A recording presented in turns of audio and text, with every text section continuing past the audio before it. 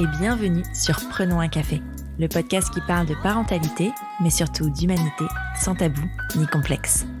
Je suis Élise Bulté et chaque mardi, je te propose des conversations avec des humains et des humaines concernés de près ou de loin par la parentalité.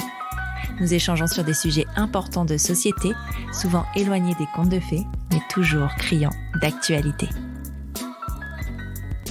Cet été, pour la deuxième année consécutive, la capsule Prenons un café frappé revient. À partir du mardi 9 juillet, on va prendre des nouvelles des invités emblématiques de Prenons un café avec des épisodes spéciaux. Que sont-ils et que sont-elles devenues ? Et pour te rafraîchir un peu la mémoire sur l'histoire de ces personnes, je te propose de les réécouter pendant tout le mois de juin. Aujourd'hui, on replonge dans l'un de nos épisodes les plus marquants de Prenons un café. En septembre 2020, j'ai eu le plaisir de recevoir Sylvana, alias Japan Banana sur Instagram, mais aussi fondatrice depuis de la briocherie lilloise Sylvana, qui nous a partagé son incroyable parcours pour devenir maman. Après des années de défis et d'attentes, elle avait enfin accueilli sa petite queen, Théa, en mai 2020. Sylvana nous avait raconté comment elle avait préparé cette maternité comme une vraie championne, affrontant chaque imprévu avec une sérénité et une force impressionnantes. Entre moments de doute et victoire, elle avait su transformer cette aventure en un véritable triomphe personnel. Bon, bien sûr, pour la suite de l'histoire, il faudra attendre le 9 juillet. Mais en attendant, on retourne dans le passé. Alors mets tes écouteurs et prenons un café. Salut Sylvana. Bonjour Élise. Bienvenue sur Prenons un café. Oh, it's good to be back. Je suis trop contente de te recevoir. Je faisais le calcul ce matin sous la douche. Ça fait presque un an qu'on a enregistré. C'était en octobre 2019. Oh non, Ouais. déjà. Et à l'époque, tu vois, c'est marrant parce que tu dormais plus, mais t'avais une plus sale tête. Oh la bitch. Ça commence direct. Quand on a enregistré l'année dernière, t'étais enceinte de quelques semaines, genre, je sais pas, peut-être 6 semaines, un truc comme ça. Ouais. Et, et vraiment... J'avais une tête de zombie. Ah, c'était dur, hein. Et je dormais entre 14 et 18 heures par jour. Du coup, quand tu fais un parallèle, je te trouve vachement fraîche.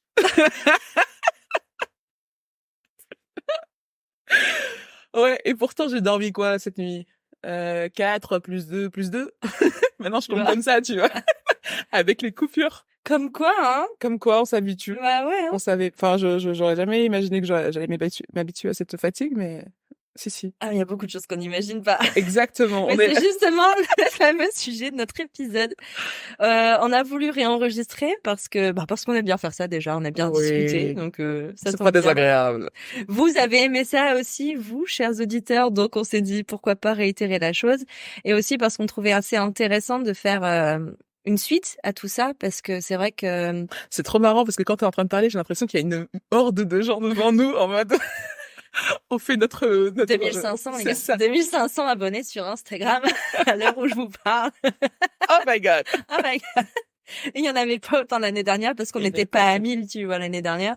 Donc pour les personnes qui sont arrivées entre-temps, avec Sylvana, on a enregistré un épisode l'année dernière. Donc c'est l'épisode 9 de Prenons un café. Sur le titre était c'est un truc avec la Une histoire d'impatience. Une histoire d'impatience. Tu nous racontais la longue attente face à ce petit miracle de bébé. Et ça se terminait, attention, spoiler alert, en même temps c'est plus un spoiler aujourd'hui, hein, mais ça se terminait sur l'annonce de ta grossesse. Donc là, aujourd'hui, on va parler de la suite, de ce qui s'est passé après, de ta grossesse et de l'arrivée de cette queen, parce que c'est une baby queen. Oui. Donc voilà, on va refaire une petite présentation pour ceux qui te connaîtraient pas, qui te découvriraient aujourd'hui. Est-ce que tu peux nous parler un petit peu de toi, nous raconter un peu ta life? Pas trop longtemps. Pas trop longtemps parce que ça va déjà être assez long. Alors, je m'appelle Sylvana, je suis une femme de 29 ans, noire, d'origine camerounaise. Je suis mariée à François qui est blanc, d'origine française. François le français, qui a 33 ans, l'âge du Christ, avec qui je suis depuis maintenant, faut pas que je me trompe, pendant 2020, donc du coup 9 ans en novembre, là. Ouais, on fête nos 9 ans prochainement. Et on s'est mariés il y a 2018, Il 2 y a ans. 2 ans, ouais. Il y a 2 ans et on est heureux, très heureux parents d'une petite Théa qui a 4 mois dimanche. Waouh. Waouh! On va pas revenir sur l'histoire avec François ni sur la grossesse. Non. Tout ça, on vous invite à retrouver l'épisode 9. Et ben félicitations déjà. Tu sais à quel point je suis contente pour toi. Alors, on va pas commencer la brigade des larmes dès maintenant, Non, hein, ça va être long. sinon ça va être vraiment très long. Mais voilà, on va parler de cette grossesse. Ouais. Comment tu l'as vécue, tiens, cette grossesse? Alors, je dirais que la grossesse, elle a été vraiment découpée en 3 temps. Il y a 3, voire 4 trimestres dans une grossesse, on l'abordera certainement. Mais les 3 premiers trimestres, ça a été vraiment 3 parties complètement distinctes. La première partie, donc le premier trimestre, tout de suite, ça a été la joie immense en voyant les 2 barres sur ce fameux bâton. Et je crois que la même nuit, la pire nuit de toute la grossesse, ou presque, parce qu'il y a eu 2-3 événements un peu compliqués, mais une nuit d'angoisse où j'ai pas dormi du tout, où j'avais l'impression en fait que mon utérus était en train de lâcher. Il y a ces premières contractions en fait de début de grossesse, mais j'avais lu plein de choses sur la grossesse, on en reparlera, mais j'avais pas du tout lu nulle part que c'était normal de ressentir des petites contractions comme des pseudo-douleurs de règles, etc. Et je me souviens de cette première nuit, sachant que j'avais ce bébé en moi, où en fait j'ai imaginé toute la nuit et j'ai prié, je suis athée, mais j'ai prié toute la nuit, s'il te plaît, accroche-toi, accroche-toi, tu peux plus partir maintenant, c'est trop tard. Maintenant je t'aime déjà, on t'aime déjà et tu peux plus partir. Et cette nuit, ça a été mais horrible, horrible, horrible. Et je me suis dit le lendemain matin, déjà j'avais du mal encore à y croire, parce que forcément j'ai dormi pendant, et d'ailleurs scoop, le bâton est toujours à côté de moi. C'est vrai? Je dors toujours avec le Ouais. test de grossesse qui est maintenant protégé dans un truc pour prendre les Ouais, c'est quand brosses même à un dents, truc tu sur sais. lequel t'as fait pipi, hein. Oui, voilà, donc je l'ai mis dans un tube pour les brosses à dents, tu sais. Mais il est toujours sur ma table de chevet et pendant toute ma grossesse, je l'ai regardé tous les matins. Vraiment Ouais. pour me dire non, mais c'est bon. En fait, en tout cas, tout le premier trimestre, vraiment, je me souviens me réveiller et c'est le premier réflexe que j'ai, regarder ces doubles barres parce que je n'y croyais toujours pas. Donc beaucoup de stress et en fait action-réaction. Rapidement, je me suis dit non mais en fait c'est pas possible. J'ai pas attendu tout ce temps-là pour vivre ma grossesse dans l'angoisse. C'est pas possible, il faut que je me prenne en main. Donc j'ai pris rendez-vous tout de suite avec la psy que c'était d'ailleurs la première fois que je la voyais. C'est une psy spécialisée en périnatalité? Ouais, une Ouais. psychiatre non, psychologue clinicienne Ouais. spécialisée en maternologie. Je donne D'accord. le terme pour que les gens puissent Génial. aller sur Google. Ouais, mais c'est génial que ça existe. Ouais, Vraiment. psychologue clinicienne spécialisée en maternologie. Parfois, ils ont spécialisé en parentalité, Ouais. etc. Mais maternologie, vraiment, elle est concentrée sur tout ce qu'il y a autour de la maternité, le désir de maternité, le non-désir de maternité, l'angoisse autour de la Ouais. maternité, la grossesse, et après la grossesse, enfin l'accouchement, elle donne le relais. Ok. C'est plus de son C'est vraiment ressort. concentré sur la femme, du coup. Parce Non, que tu si peux venir dis en mater, couple. Non, tu d'accord. peux être un homme et aller discuter de Ok. ton désir de parentalité, Ok. j'imagine. Mais là, vraiment, c'est concentré sur l'avant et le pendant. Ok. Et donc, rapidement, j'y suis allée et j'ai posé toutes mes angoisses. J'ai refait le premier épisode de Prenons un café et je me suis même dit plusieurs fois, Madame, si vous auriez écouté ce fameux épisode, on aurait gagné du temps. On aurait gagné du temps. Il faut faire ça quand tu prends rendez-vous.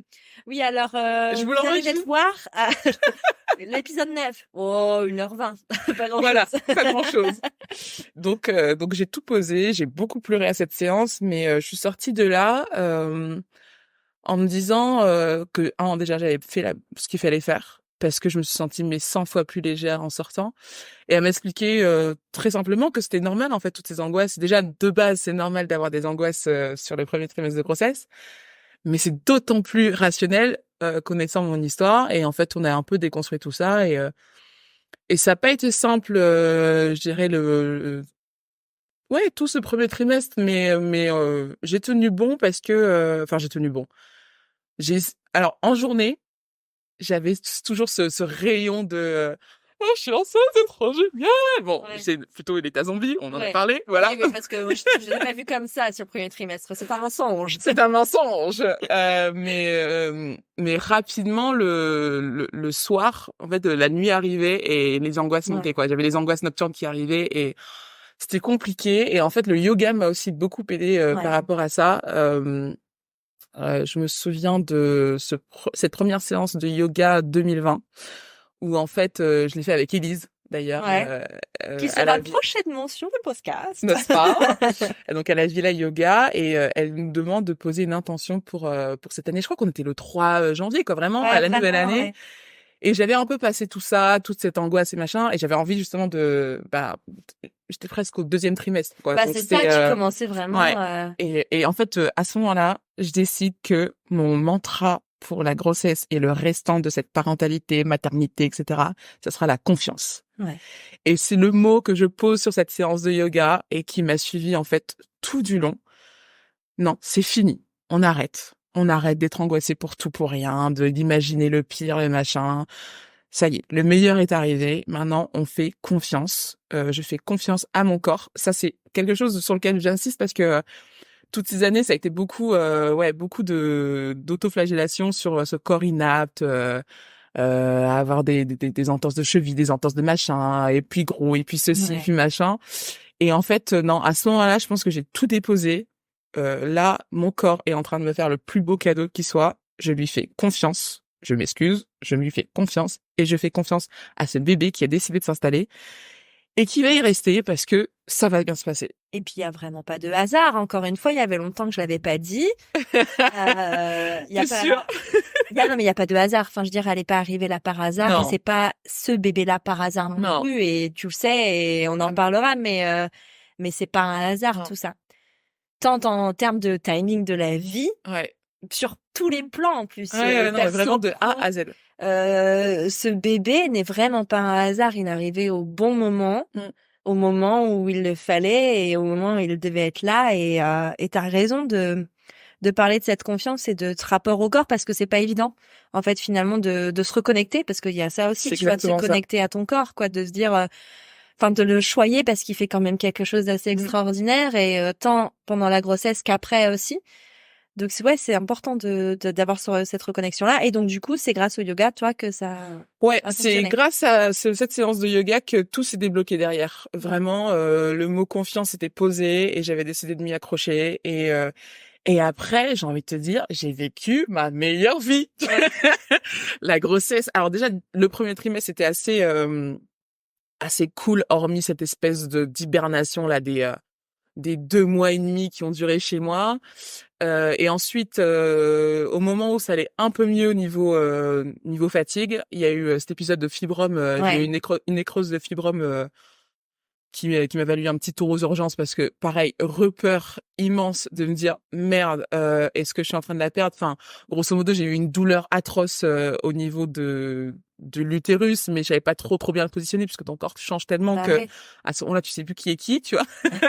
À ce moment-là et puis après alors aussi. fibrome, fesse de bébé. C'est ça. Non mais et oui, il y a eu un stade où je pouvais clairement dissocier chacun, enfin tout ce beau monde quoi. Et je suis allée aux urgences parce que vraiment je le sentais pas et on m'a rassurée en me disant bah non en fait vous avez un de vos fameux fibromes qui est en train de se nécroser. Alors par contre là ça va être un peu compliqué ces prochains jours. Est-ce que vous voulez rester hospitalisé pour avoir des médicaments contre la douleur qui sont un peu plus forts, sinon en étant à la maison ça va être Doliprane parce que vous pouvez pas prendre plus. Et en fait le lendemain je partais à Paris pour une mission de gourmandise pendant une semaine et en fait je me voyais pas annuler ce contrat à lastminute.com vraiment genre à minuit pour le lendemain. C'était un contrat intense, c'était un salon. Ouais, c'était un salon où je devais être debout, atelier avec enfin toute la journée avec des manipulations et puis 3 mois de grossesse donc voilà. Et en fait, je sais pas, elle m'a dit bébé va bien. Ça maintenant c'est que vous. C'est vous qui décidez si vous avez envie de vous poser là maintenant ou pas et je lui ai dit bah écoutez, vous avez dit ce qu'il fallait, bébé va bien, j'y vais et je vais supporter. Et ça a été une semaine en enfer. Le salon était génial et heureusement qu'il y avait le salon pour me tirer vers le haut parce que j'aurais été à la maison et c'est là où je me suis dit, ben non, vas-y, j'aurais été à la maison, j'aurais souffert autant, mais avec une boucle en cesse dans mon salon, je suis au bout de ma life. Donc heureusement il y a eu ça, mais vraiment toutes les nuits à pleurer, à me tordre de douleur. Et passé cet épisode-là, le fameux épisode de yoga, et après, ça a coulé de source, quoi. Donc le premier trimestre, ouais, angoissant. Mi-figue, mi-raisin. Mi-figue, mi-raisin. Vraiment en demi-teinte. Le deuxième trimestre, génial. Ouais. Mais alors... Ta meilleure vie, quoi. Ma meilleure vie. J'étais épanouie, j'étais en pleine forme et j'avais aucun mal à me montrer. Je pense qu'on m'a vu beaucoup danser cette période-là. Mais oui, c'est pas au deuxième trimestre, t'avais fait le truc avec Charlotte Scapin. Ouais, la R&B thérapie, je pense que ma fille me doit le respect éternel. J'ai encore vu la vidéo qui est repassée sur les réseaux il y a pas longtemps. Je lui dis, mais what? Ah ouais, non, mais vraiment. Bon, après, on va pas se cacher, j'ai marché comme une mamie pendant 24 heures, tu vois, parce que à un moment donné, ton corps a ses limites. Mais ouais, 5 mois de grossesse, je faisais du Beyoncé twerker avec Charlotte. Enfin, c'était un délire, quoi. Et je pense que jusqu'à la fin, j'ai gardé cette énergie de vie en moi et j'étais bien, bien, me le rendais bien. Enfin, vraiment, top, top, top, top, top. On a commencé l'autonomie. Ouais, ça aussi, c'est vrai qu'on devait en parler. Ouais. Tu nous expliques un peu ce que c'est? Alors, l'autonomie, c'est une science, entre la science et la psychologie où, en fait, tu rentres en communication avec, entre autres, ton bébé, puisque l'autonomie est utilisée dans d'autres cas aussi, via le toucher, via des massages, des caresses, des mains à poser à ton ventre, des intentions aussi. Et en fait, ça permet de rentrer en contact, en fait, in utero, entre le bébé, la maman et le deuxième parent. Ça, c'est chouette. Et ça, c'est ouf. C'est une des rares, la seule, enfin, je sais pas, j'ai pas envie de dire seule parce que je sais pas si c'est vrai, mais qui inclut à ce point-là le deuxième parent, finalement. Ouais, t'as la méthode Bonaparte aussi qui peut être fait dans ce sens-là. Mais vraiment, l'autonomie, l'autonome, qui peut être une sage-femme, un médecin, oui, parce que ça peut entrer dans le cadre de la préparation à la naissance, tu sais, les cours remboursés selon la personne avec qui tu le fais, bien sûr, mais ça rentre dans ce cadre-là. Ouais. Et en fait, l'autonome te dit que la séance ne peut pas se faire si les 3 parents ne sont pas là. Enfin, les 3 membres de la famille ne sont pas là. Et si, je sais pas si tu sais, hein, mais si jamais c'est un bébé solo, enfin un parent solo. Ah, je pense que ça doit pouvoir se faire dans ce cas-là. Mais ou alors peut-être avec une troisième personne, une tierce personne, un parent ou quoi. L'idée, c'est que toutes les personnes qui vont être au plus près de cet enfant dès sa naissance puissent rentrer en communication avec lui. Alors, je pense que tout dépend des parcours, hein, mais je sais pas, moi, si c'est ta mère qui est proche de toi à ce moment-là, je pense qu'il ne doit pas y avoir de mal à l'intégrer dans ce projet-là. Mais en tout cas, chez nous, ça a été vraiment une révélation, quoi, parce que vraiment pour poser les bases, l'autonomie, la première séance, c'est te faire comprendre quel est ton utérus maintenant, quelles sont ses limites, et du coup, quelles sont les limites de la maison de ton enfant. Et en fait, une fois que t'as compris ça, t'as compris où est ton bébé, et en fonction des textures de ton utérus, tu sais le repérer. Et puisque tu sais le repérer, tu sais repérer où est-ce qu'il n'est pas, où est-ce qu'il est, et si tu ne le sens pas, tu sais aussi caresser cette zone-là pour faire venir ton bébé au plus proche en fait de ta main où tu viens caresser contre ton ventre. Du coup, fin de première séance, tu te rends compte que oui, tu peux appeler ton bébé à venir se poser contre ta main. Génial. Et là, ça devient lunaire. C'est-à-dire que ça, c'est la première étape. Déjà, après, elle te laisse un peu processer cette information et cette nouvelle capacité à pouvoir communiquer avec ton bébé. Et oui, elle répond. En fait, t'as des enfants qui répondent plus ou moins bien, mais Théa, elle a répondu direct au toucher et de moi et de son père. Et donc du coup, après, on s'est amusé, quoi. Elle a fait venir plutôt en arrière de son utérus, devant, en bas, en haut. Enfin, c'était la folie, quoi. Et ça m'a permis aussi de vraiment de lever toutes ces angoisses là. Parce que si j'avais le moindre doute, et c'est arrivé, des matins où ouais, ça fait longtemps que je l'ai pas sentie parce que elle est nichée Ouais. justement au fond de mon utérus et on se rend compte que si elle est plutôt vers la colonne vertébrale, bah effectivement je la sens moins. Et ben je l'appelais devant le ventre pour pouvoir la sentir et me dire c'est bon, elle est là. Ouais. Tiens. Donc ouais, hyper rassurant, hyper euh, engageant et pour le papa Ouais. aussi. Parce que, mine de rien, on sent énormément de choses qu'ils ne peuvent pas sentir. Plusieurs fois, parce que je l'ai senti très tôt, Théa, parce que j'étais aussi très vigilante à ce qu'elle bouge. Donc, quand on m'a expliqué que, bah non, les petits gaz que j'avais, c'était pas des bulles de gaz, mais en fait, ton bébé qui bouge. Ouais. Tiens, nouvelle Bisous, sensation. Pumba. Je me suis rapidement connectée à ça et rapidement je l'ai senti. Mais par contre, François, impossible. Dès que j'étais Ouais. là, mais regarde, là, elle a bougé, mais si, là, Ouais. c'était plus fort et tout. Mais non, Non, en fait, je ça n'ai prend rien vachement de senti. temps avant Non. qu'il le sente. Il faut vraiment qu'il soit Ouais. vachement bien formé et plus gros surtout. C'est ça. Vers 5, Ouais, c'est 5 mois et ça, demi, je crois. c'est ça. Et l'autonomie, bah, du coup, l'a connecté assez rapidement avec Théa, qui, en fait, quand elle est née, d'ailleurs, est arrivée directement contre son père, elle a été apaisée direct, quoi. Ouais, ouais, elle le connaissait déjà. Ouais. C'est Non, non, c'est chouette. très, très beau. Très, très beau. Je recommande. Alors, c'est un peu perché parfois, ça dépend de la team avec qui on le fait, mais ça vaut vraiment le coup bah, d'ouvrir ses horizons et de se dire, allez, pourquoi pas faire la première séance, voir ce que ça donne, s'il y a le feeling, parce que c'est important. S'il y a le feeling avec l'aptonome, ça vaut vraiment le Ouais. coup de poursuivre. Après, ça a été coupé à cause du confinement, Ouais. donc on n'a pas fait toutes les séances qu'on aurait dû faire, mais vraiment top, quoi. On en a fait 3 et largement Ouais. suffisantes pour Pour garder cette amorcer connexion. ouais, Ouais, la connexion complètement. déjà. Il y a un événement qui a été un peu plus traumatisant entre guillemets, mais qui a assombri un peu le tableau au moment de Ah ta oui. grossesse. Ça a été l'annonce de la césarienne. Ouais. Tu t'y attendais pas du tout. Non, et je m'en veux quelque part parce que je me dis rétrospectivement, je me dis mais comment t'as pu passer à côté parce que t'es quand même hyper sachante sur le sujet, tu connais ton corps, tu connais quelles sont les incidences de ta première opération, qui n'est pas une césarienne mais une laparoscopie. Maintenant, Ouais. je fais bien la Maintenant tu sais. distinction parce que césarienne c'est quand t'as un bébé, laparoscopie c'est juste la méthode d'incision.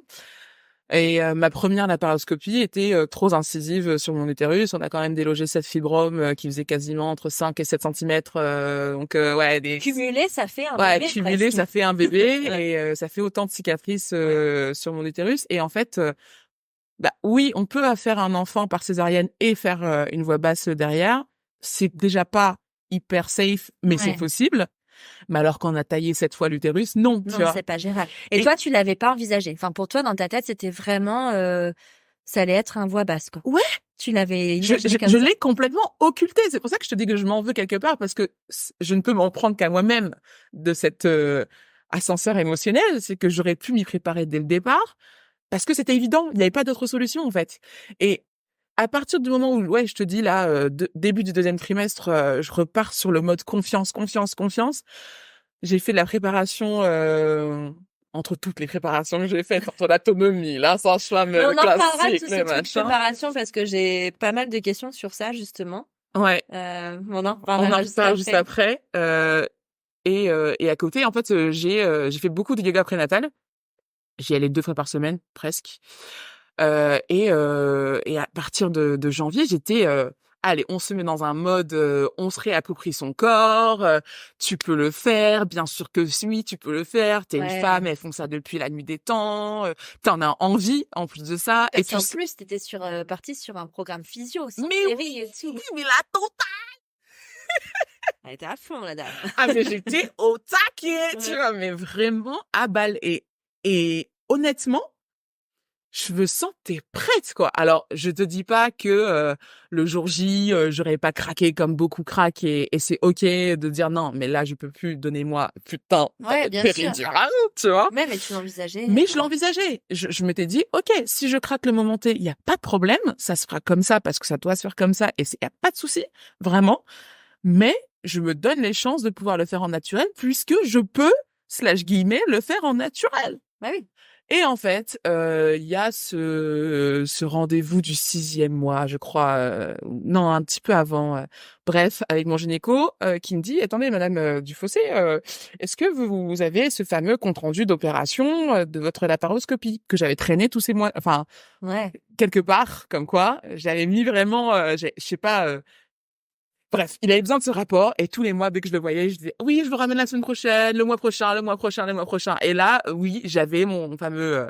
Je pense qu'il était temps que je me prépare aussi, tu vois, comme quoi il y a pas de hasard. Ah non, il y a pas de Et là, tout s'est aligné et j'avais le fameux rapport. Je l'avais pas oublié à la maison, j'avais pas rien. Et François était là en plus. Et il n'est pas toujours là au rendez-vous, donc Les vraiment planètes étaient vraiment alignées, aligné pour que on m'annonce cette fameuse mauvaise nouvelle. Tu vois. Vraiment, les planètes savaient que toi, t'allais avoir un petit choc et que t'avais besoin et que j'avais besoin d'être entourée à ce moment-là, mais vraiment quoi. Et en fait, il lit le rapport et une fois de plus, ce langage de médecin et ce regard que je connais trop bien, qui s'assombrit et qui me dit très clairement en sortant sa fameuse feuille là, feuille stylo égale mauvaise nouvelle chez moi. Alors, Madame Dufouzé, je vous explique, ça va pas être possible parce que, en fait, votre utérus, là, blablabla. Et là, je le regarde et je lui dis non, pas encore, tu vois. Et là, je vais rechialer parce que c'est vraiment, ça reste encore un peu au travers de la gorge, mais il me dit oui, ça va pas être possible, pas de voix basse, parce que vous risquez de mourir en fait, et votre bébé aussi, et c'est pas quelque chose qu'on veut, hein. Et là, je me dis, mais putain, mais pas encore. Et je regarde François et je pense que les larmes montent tout de suite. Je lui dis, mais chérie, j'étais prête. Et je fonds, mais en larmes dans son cabinet.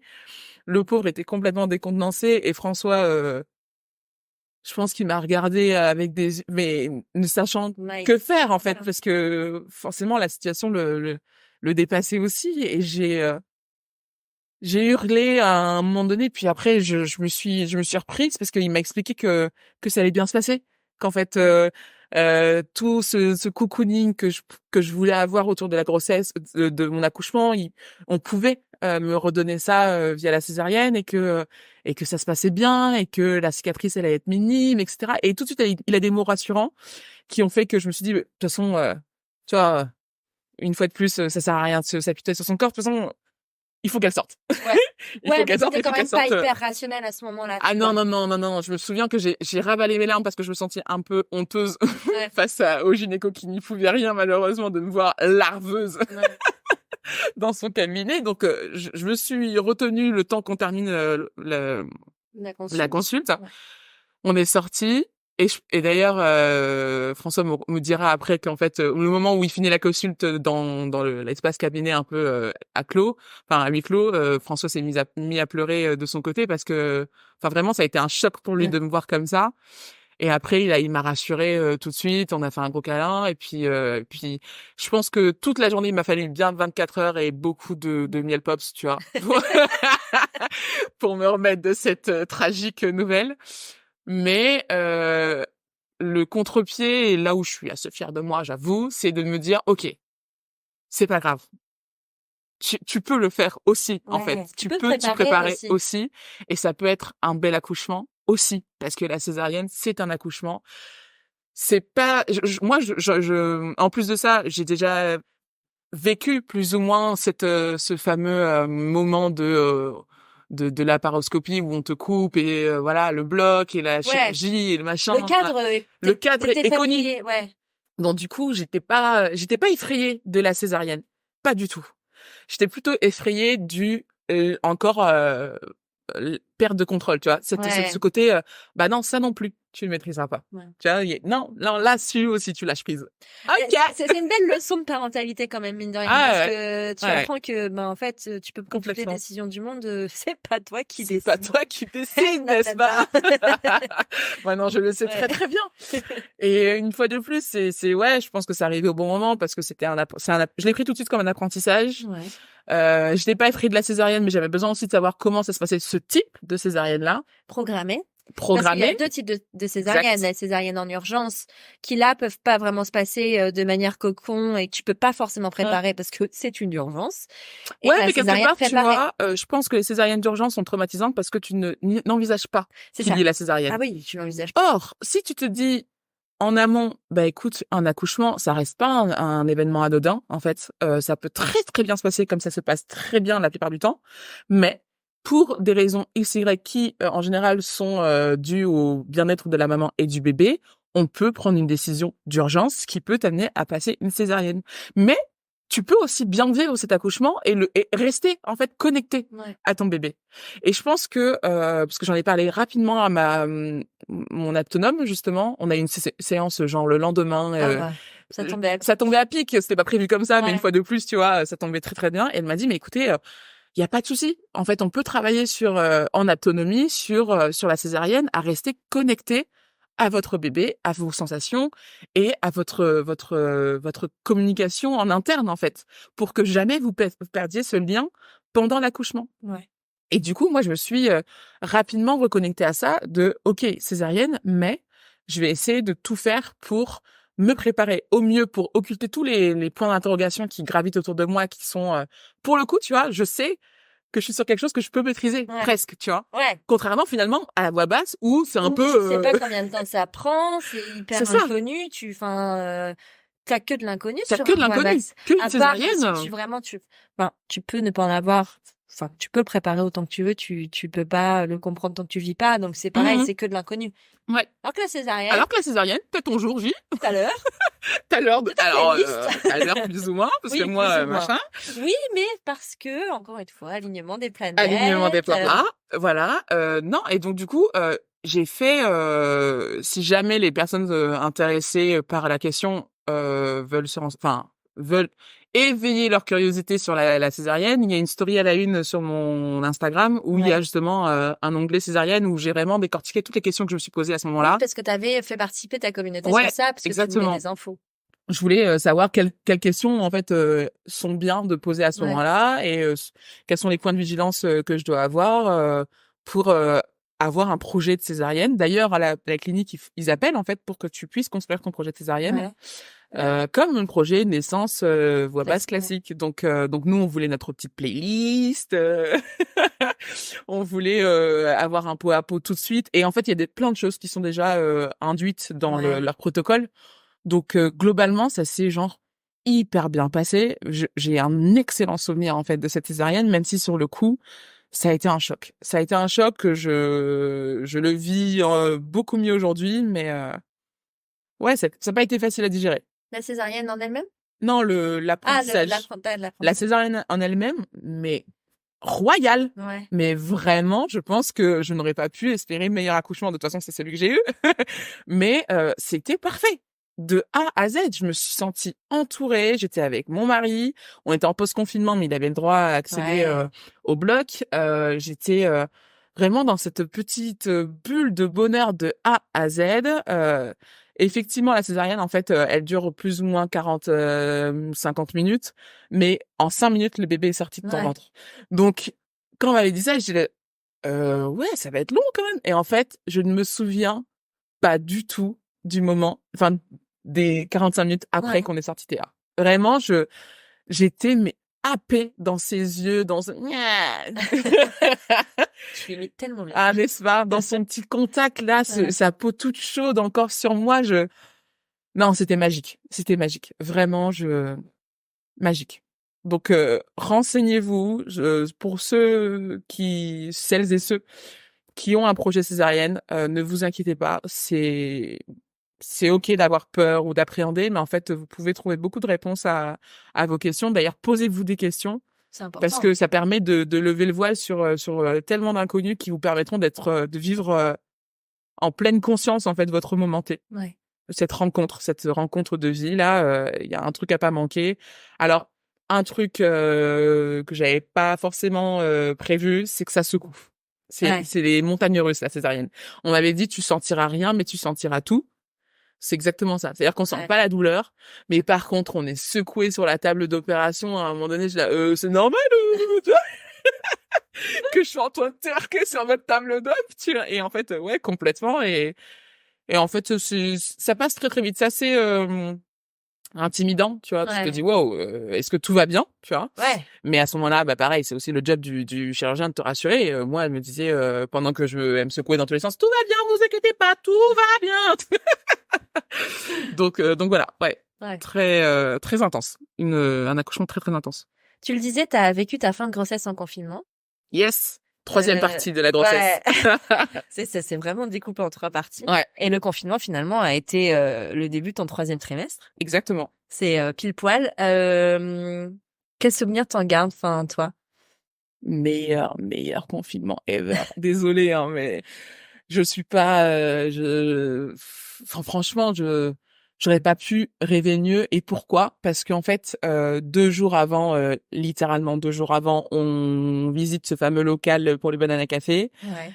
Et 3 jours après, j'ai encore un énorme week-end avec des commandes, des projets gourmands C'est dans vrai. tous les sens. C'est l'anniversaire de ma fille. C'est l'anniversaire de ta fille notamment. Enfin vraiment, Ouais. c'est donc vraiment 2 jours avant le confinement, je suis encore à 1000 à l'heure et pas l'intention de m'arrêter tout de suite, tout de suite. Non, parce On avait que, encore un mois ouais, full à on avait travailler et dit tout machin. mi-avril, fin avril. Ouais, c'est ça. Soit, enfin mi-avril, on avait dit. Soit, Soit un mois avant ton un mois accouchement. avant l'accouchement. Donc vraiment, Ce qui est énorme. Enfin, ce qui c'est est énorme, peu, enfin énorme dans le sens, c'est vraiment pas beaucoup, quoi. c'est ça. Donc vraiment 1000 à l'heure. Et je commençais à ressentir un peu de fatigue. Mon périnée commençait à être à prendre un petit coup. J'ai pas pris beaucoup pendant ma grossesse, donc c'est pas tant le poids de Théa qui posait problème, mais vraiment ce Cette rythme en fait, hyperactivité. cette hyperactivité, n'est-ce pas? Bien sûr. Et il y avait cette fameuse to-do list de congé maternité que je regardais tous les matins en mode ah oui mais vraiment j'ai trop hâte de pouvoir faire ça, des projets do La it yourself couture, dans tous les sens machin, ouais. machin. Mais je voyais bien 2 jours avant le confinement que ouais il fallait revoir mes espoirs à la baisse quoi parce que clairement cette to-do list allait pas être faisable et que j'allais pas pouvoir. Enfin je voyais un peu le truc m'échapper tu vois. Ouais. Et confinement. Encore une fois, les planètes qui s'alignent.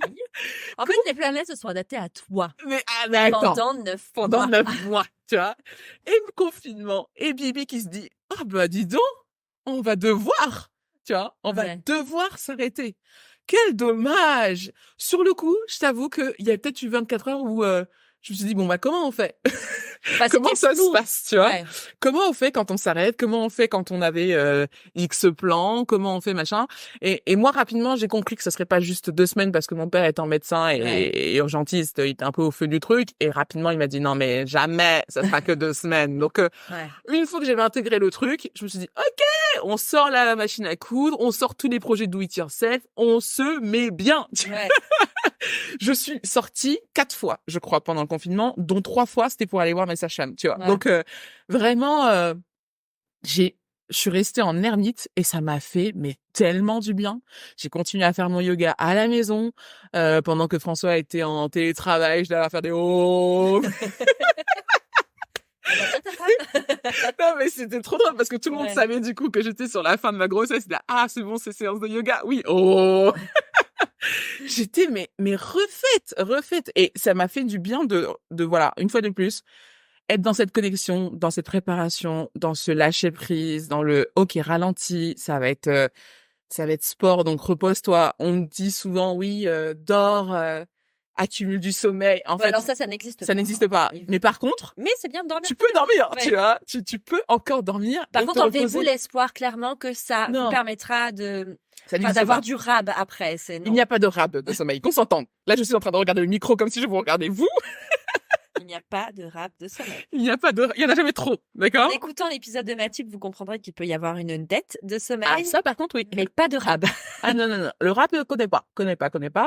Mais par contre, ce fameux temps pour préparer le postpartum, j'ai pu le prendre à partir de ce moment-là. Donc, je suis rentrée en mode frénésie du batch cooking, à remplir et à optimiser mon congélateur façon Tetris. Attends, parce que attends, tu vas un peu vite en besogne. Ah, t'avais Ouais. des questions. J'avais une question. Parce que du coup, ça t'a permis aussi de te préparer au postpartum. Parce que là, tu nous parles de tes batch cooking et tout ça Ouais. pour l'après. Mais comme si c'était évident et ça devrait l'être, mais ça l'est pas vraiment en fait de préparer ça. Alors, disons que la préparation au postpartum s'est faite un petit peu sur toute, déjà, l'antériorité. Ouais. Tout ce désir, ce parcours de maternité a fait que C'est une de mes questions justement. Est-ce que tu as l'impression qu'avoir eu un désir d'enfant pendant si longtemps t'a permis d'appréhender plus facilement la suite? oh tu sais la réponse, c'est oui. C'est évident. Oui, je sais la réponse pour être dans un cas de figure complètement inversé. Voilà, tu vois? Typiquement, une évidence. Et c'est pour ça qu'aujourd'hui, j'ai fait vraiment la paix avec ce long parcours parce que je pense que je lui dois beaucoup à ma maternité sereine aujourd'hui. Alors, ça peut ne pas être le cas tout le temps. D'ailleurs, il y a un Ouais. épisode de la matrescence qui parle de ça, de ces du postpartum quand on a eu un désir de grossesse qui a été très long, voire une PMA. Idéalisation. Exactement. Ouais. Et j'avais un peu peur de ça. Je me souviens, tu me disais attention, n'idéalise pas trop et tout machin. Et j'étais préparée à ce que, bah oui, ça puisse être l'enfer entre guillemets, ou que je puisse perdre pied et que ce moment après puisse m'échapper. Mais du coup, je pense que ça m'a aussi laissé le temps de me renseigner sur tout, Ouais. à peu près, presque, de parler avec ma grande sœur beaucoup, qui elle a eu 3 enfants avant moi. Du coup, et puis j'ai été avec elle au plus proche pour pour Anaë, ma première nièce, les 3 premières semaines de sa naissance, j'étais au feu, tu vois, Ouais. vraiment là pour ma sœur. Et donc du coup, j'ai vu déjà de mes propres yeux ce que pouvait être le postpartum à l'époque. Donc il y a 6 ans, c'était encore très flou. Ouais. Et je me souviens quand je suis partie de chez elle, elle m'avait dit mais tu n'imagines pas à quel point tu as été une sauveuse ces 3 dernières semaines. Et je suis là mais meuf, bien sûr, enfin il y a aucun problème, tu vois, c'est Ouais. normal. Non, aujourd'hui, je sais que Ça devrait l'être. ça devrait l'être, mais aujourd'hui, j'ai conscience de ce que je lui ai apporté. Ouais. Je C'est une vraie chance. m'auto-remercie. Non, mais vraiment, c'est une vraie chance. Mais ça a été une chance Ouais. pour elle et je pense que ça devrait être rétabli. Vraiment, c'est trop dommage de passer à côté de ça parce que vraiment, il y a quelque chose qui se joue dans ce premier mois et ces 3 premiers mois post-grossesse et j'en ai eu rapidement conscience et donc du coup, j'ai été chercher des informations parce que le postpartum finalement, il se prépare et il se doit d'être préparé autant que la grossesse, Voire autant plus. que la maternité, voire plus. Mais vraiment. Parce que le postpartum dure, mine de rien, vachement plus longtemps qu'une grossesse. Mais il dure une vie, si on veut qu'il dure une vie, Ouais. tu vois. Bah, c'est justement dans la matrescence, Ouais. Clémentine qui dit que scientifiquement, il parle de 2 ans. Ouais. Bah, même ça m'étonne pas, parce que, Psychologiquement et physiquement, il parle de 2 ans. oui, parce que tout le monde parle de ce fameux 4e trimestre, mais non, là, je suis à la fin de mon 4e trimestre. Oui, parce que j'ai eu un bon postpartum, je me sens bien, mais je vois bien qu'il y a encore plein de trucs, tu vois, sur lesquels il va falloir travailler Déjà, et, mine de rien, t'as pas fini ta rééducation du périnée. par exemple, Rien que ça. rien que ça, tu vois, rien que Ouais. ça. Et du coup, qu'est-ce qu'on disait? Oui, je l'ai préparé pendant toute cette longue attente. Ça a été l'occasion d'avoir ces réflexes de reconnexion à son corps avec le yoga qui me servent énormément Ouais. sur le postpartum. Je te raconte pas le nombre de nuits où je me suis réveillée, surtout dans le premier mois, au bord des larmes, en mode je peux plus là. Tu vois, c'est la 6e fois que je me réveille, je peux plus. Et tu me vois en mode Et tu joues la tête en bas. Shavasana dans le lit en mode tu lâches tout là. Un truc que les profs de yoga nous avaient donné comme tips justement pour se reconnecter à son parasympathique, sympathique, je sais plus trop qui est qui, mais qui aide vraiment cette respiration pour se reconnecter à ses émotions et accepter la douleur et être bien dans la douleur, tu vois, parce que c'est ça finalement, être à l'aise dans l'inconfort. Bah ça m'a aidé, et ça m'aide toutes les nuits. Ouais. Mais toutes les nuits. Il y a ça, il y a ce côté de faire ces petits plats. Alors ma sœur m'avait briefé, moi je comptais beaucoup sur le Deliveroo aka maman. Donc j'avais pas trop d'ennuis là-dessus. L'idée c'était juste d'équiper mon congélateur pour les cas où maman ne serait pas là pour me donner les petits plats, tu vois. Mais grosso modo, mon congélateur était plein à craquer. Et tu en as 2. Et je en ai 2. Et je en ai 2.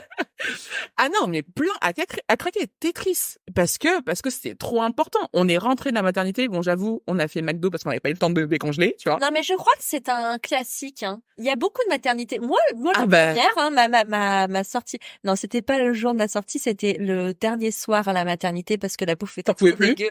C'était une espèce de poisson qui n'avait même pas de goût Oh. et c'était horrible. Et là, j'ai accouché pour les Lillois, j'ai accouché à Jeanne de Flandre, il y a le McDo juste à côté. Effectivement. Ouais, bah non, mais moi, j'ai un Voilà. McDo juste à côté de chez moi. Donc, on est rentré, on était là, ah merde, on a rien décongelé. Bon, McDo, ouais. Bon, il était dégueulasse parce que vraiment, ça faisait 5 jours pour le coup. Nous, on mangeait très très bien à la Ouais. maternité.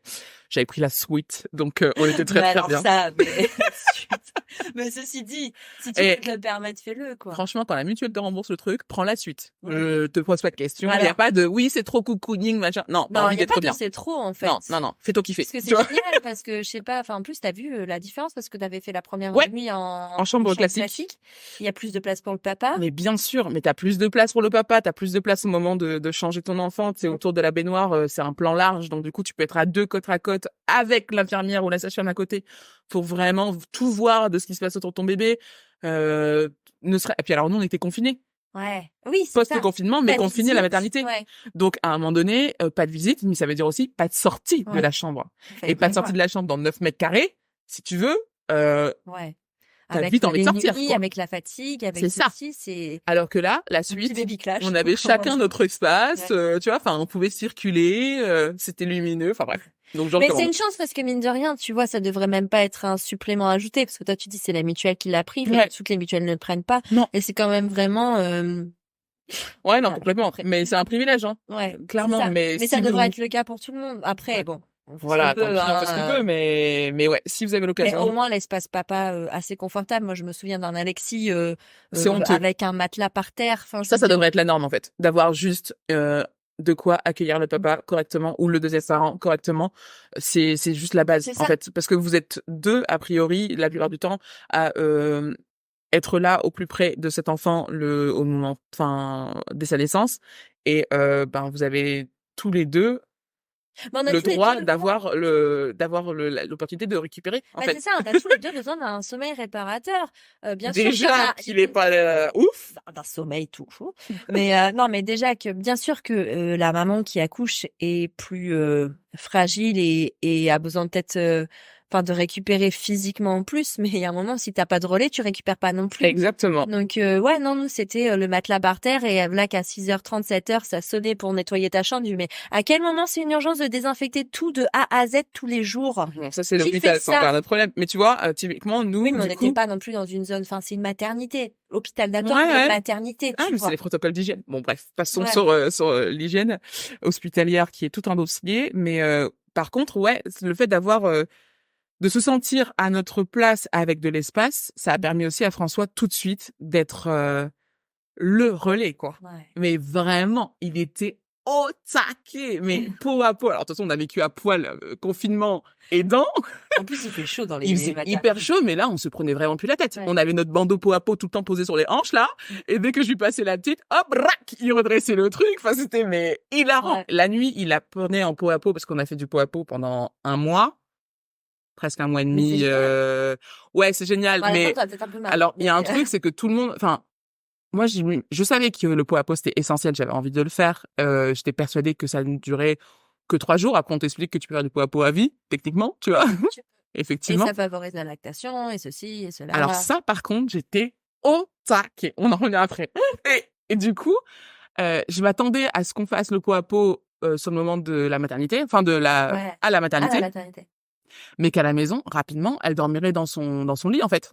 Parce que sur Instagram, tous les bébés sont dans leur couffin, dans leur landau, dans leur et Dans en la fait, super poussette. dans leur 1000 super €. poussette à 1 000 €, tu vois. J'ai la même super poussette à 1 000 € qui ne m'a servi à rien pendant 2 mois, Ouais. littéralement. C'est-à-dire que moi, ma fille, je la posais, elle faisait ses arcs-boutés là comme si c'était un crabe, avec ses doigts écarquillés dans tous les sens, et tu voyais bien qu'elle était perdue, quoi.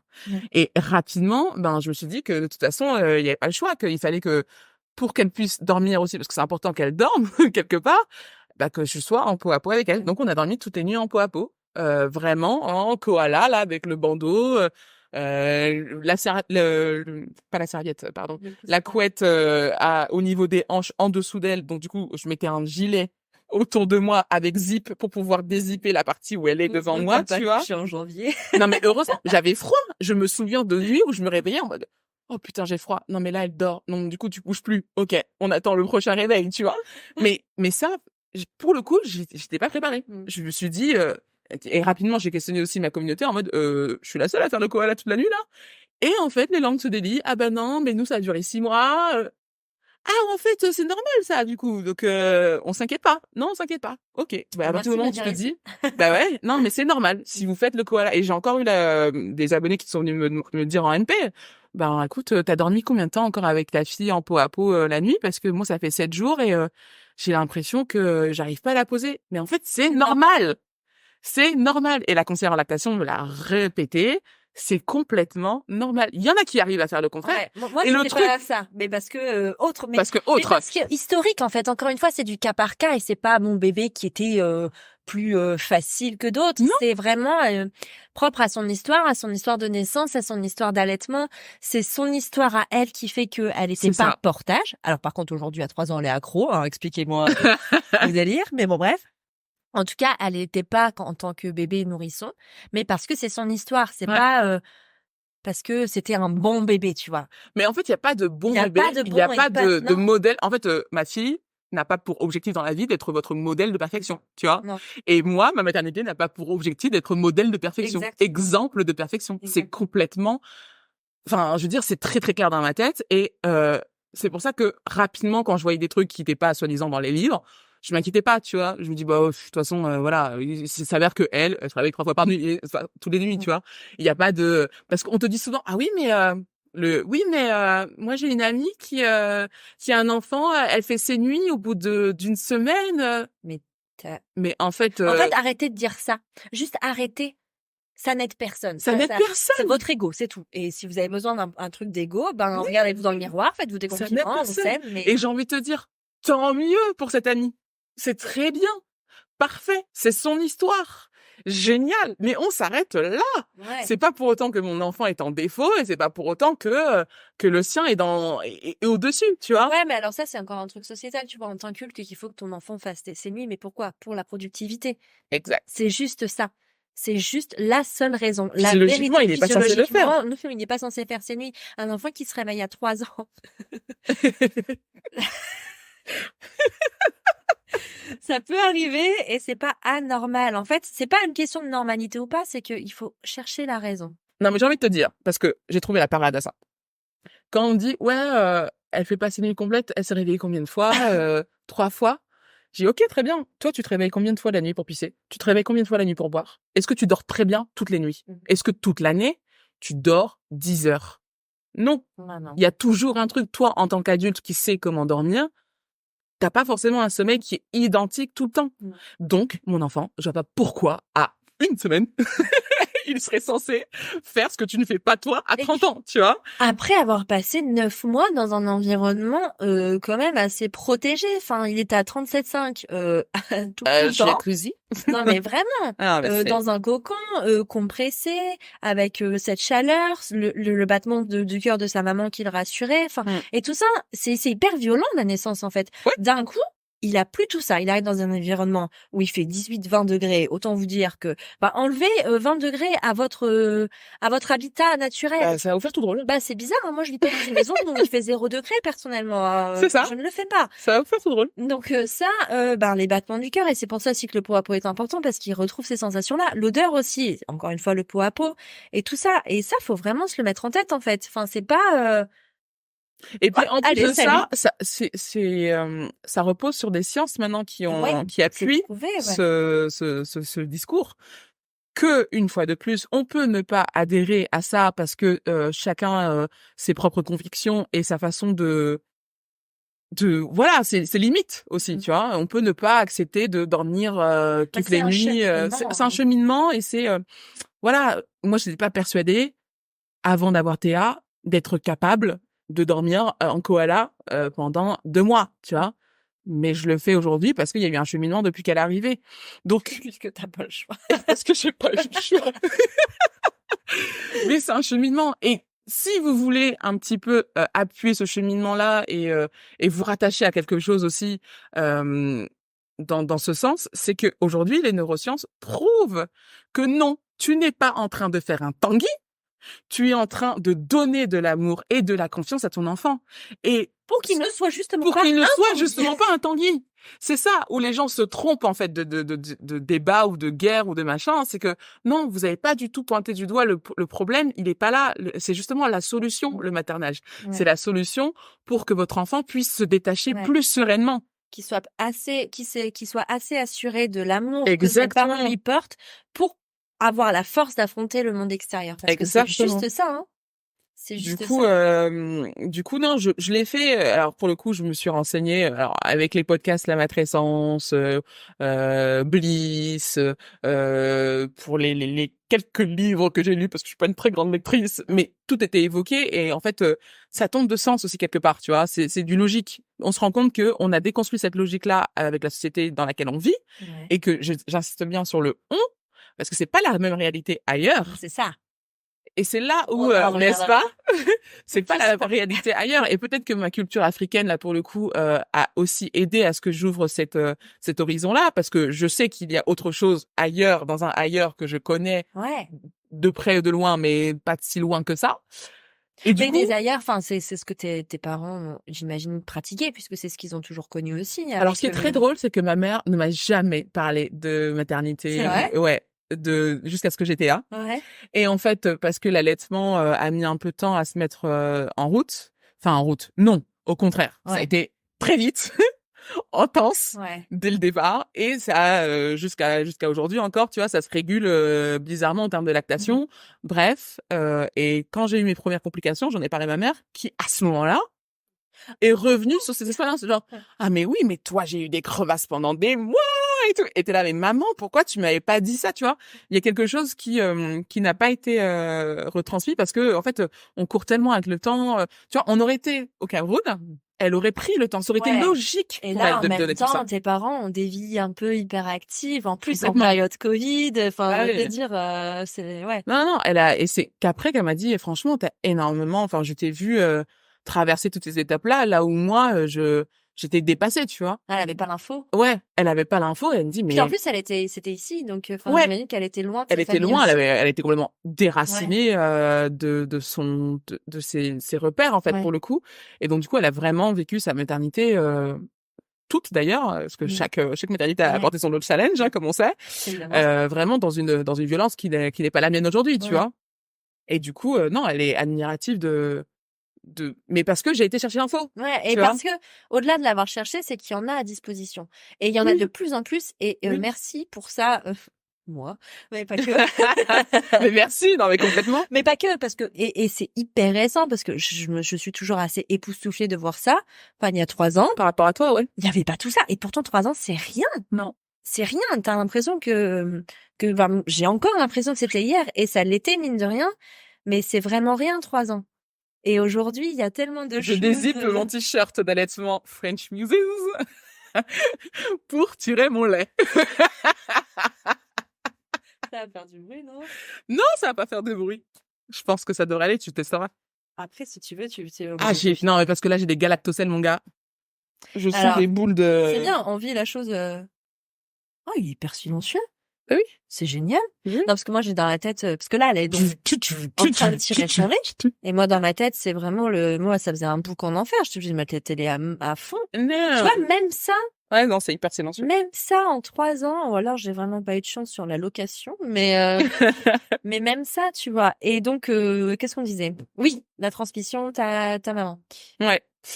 Donc on disait la transmission, elle se fait de moins en moins parce que déjà, on n'est plus du tout dans les mêmes modes de vie. Ouais. Tu vois, on est hyper éloigné de ce socle-là, de ce fameux village qui est censé t'accompagner. Et de cette pause aussi, et d'avoir le temps. Exactement. Mais pour autant, la préparation est d'autant plus possible de nos jours parce que l'information, elle est hyper riche, hyper accessible. Mais encore faut-il comprendre que c'est de sa responsabilité d'aller chercher. Parce qu'en fait, personne va... Enfin, justement, parce qu'on vit comme on vit aujourd'hui, personne va venir t'apporter de l'information sur un plateau. Et c'est trop dommage, en fait. Parce qu'il y a tellement de choses qui peuvent t'aider quand tu les sais. Ouais, c'est ça. Mais tellement. Mais tu vois, en même temps, c'est paradoxal, hein, parce que tu vois, tu dis que personne donne l'information sur le plateau, mais quand t'as quelqu'un qui te donne juste une bride et qui ouvre la porte sur l'information, après, c'est pas aux autres de faire le travail pour toi parce que c'est ta maternité, c'est ta parentalité, et c'est à toi de faire le taf. Tout comme c'est pas aux mamans d'aller donner l'information au papa tout cuit, c'est aussi au papa d'aller chercher l'information pour s'impliquer. Exactement. Mais je te rejoins sur la responsabilité en fait. C'est vraiment une responsabilité du parent d'aller la chercher cette information pour son bien-être en fait. C'est pas parce que on fait des enfants depuis la nuit des temps que c'est facile en fait. C'est pas parce que tout le monde le fait, parce que c'est ça aussi. On se dit, ça va, si lui il arrive à le faire, moi aussi j'y arriverai, j'ai pas besoin d'aller chercher midi à 14h, ça va se faire tout seul. Ouais, mais il y a des choses qui se font tout seul, certes, mais qui sont tellement plus faciles et qui se vivent mieux avec l'information quand tu vas la chercher en fait.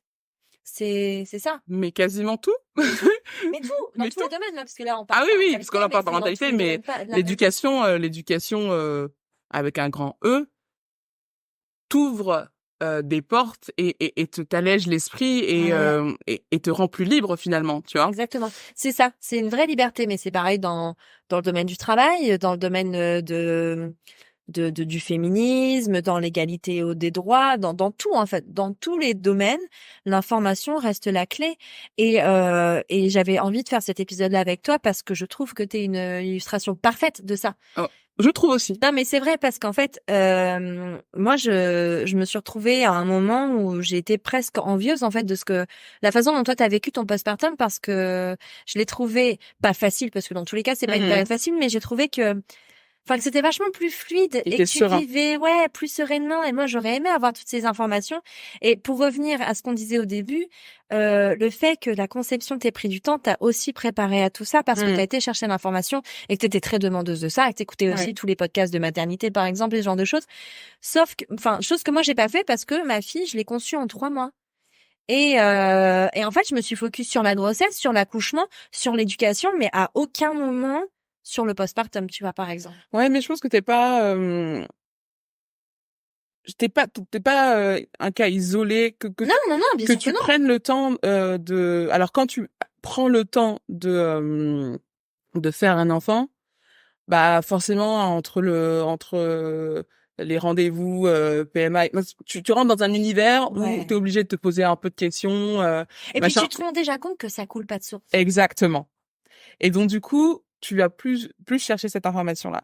Mais pour autant, et c'est pour ça que tu vois, je suis très contente d'être là aujourd'hui pour en parler. Je pense que quand le bébé par chance arrive tout de suite, il faut saisir cette chance-là et cette opportunité de se renseigner parce que si je reprends un petit peu le fil de A à Z, parce que tu vois, du coup, il y a plein de choses que j'ai vécues qui coulaient de source chez moi, mais qui en fait sont loin d'être évidentes, tu vois. Et ça commence à la maternité. Ça commence avec alors j'ai presque failli perdre pied à ce moment-là, tu vois, justement au tranchet. Ouais. Les douleurs post-accouchement. Ouais. Ils sont en plus accentuées avec l'allaitement. Exactement. Ouais. Et en fait, moi, elles sont arrivées très très vite en salle de réveil, ayant accouché par césarienne. Et je m'attendais pas à ce qu'elles arrivent aussi vite. Et c'est la seule chose, tu vois, de la césarienne et machin que j'avais pas lu. Ouais. Donc du coup, ça m'a un peu secouée et j'étais très au fait de la tétée d'accueil qu'il faut faire tout de suite et tout machin. Alors ça, par contre, la tétée d'accueil qu'il faut faire absolument en salle de réveil, stop quoi. Cette pression qu'on met sur. Ça, tu t'es vachement mis la pression. Moi je t'ai mis la pression mais au taquet quoi. Vraiment, vraiment, vraiment, j'avais pas envie que l'allaitement soit cette énième chose qui ne marche pas. D'ailleurs, c'est pour ça que je persévère, quoi. C'est parce que vraiment, je m'accroche à. En fait, il te tient vraiment à cœur. Il me tient vraiment à cœur. Et on ne soupçonne pas l'effet que ça peut avoir parce que moi, j'avais pas idée à quel point. Moi aussi, je pouvais tenir à cœur. Tu vois, genre, encore la veille de mon accouchement, j'étais là. Ouais, je vais essayer l'allaitement. Et puis, si ça marche pas, c'est pas grave, je donnerai des biberons. Sauf que, à aucun moment, je l'ai vraiment pensé après. Oui. Tu vois. Moi, c'est pas une option. Enfin, c'est une option si ça devient vital pour ma fille, tu vois. Mais en fait, c'est. Mais tu te bats, tu donnes tout. Et pourtant, des galères, t'en as eu. Putain, énormément. Ouais. J'en ai eu aussi quelques-unes. Et en fait, c'est fou cette force en fait. C'est la seule chose qui fait tenir en fait. Cette énergie-là, cette motivation-là. Et c'est ok de ne pas être assez motivé pour rester. Mais parce que ça demande vraiment ça demande une énergie, mais de feu quoi. Et on peut préparer à l'allaitement tant qu'on veut, etc. bon, je reviendrai après là-dessus, mais grosso modo, je m'étais mise une pression en salle de réveil sur la tétée d'accueil. Et parce que pression sur la tétée d'accueil, j'en ai complètement oublié tout le reste et j'ai cru que j'étais déjà une mauvaise mère en salle de réveil parce que j'étais incapable avec les douleurs de lui donner une tétée d'accueil dans les bonnes conditions.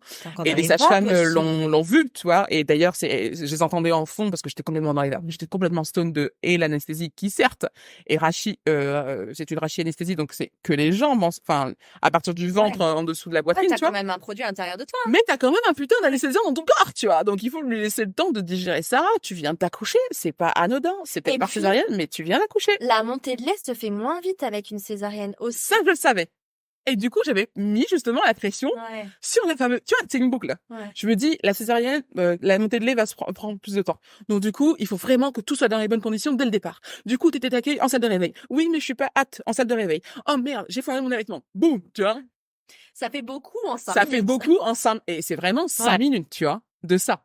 Et là, je me souviens en train de pleurer, mais à moitié dans les vapes, en train de dormir. Mais moi, je me souviens de tes messages. Ouais. Je me dis, oh, ah oui. Elle va pas bien, la dame. Non, mais parce que j'avais une peur panique de me dire, c'est ce moment-là que j'ai raté, tu vois. Et puis tu t'auto-flagellais vraiment. Mais le coup, dans tes alors, messages. je la voyais, et ça me fendait le cœur. Je la voyais, tu sais, le réflexe de bébé qui rampe là sur toi.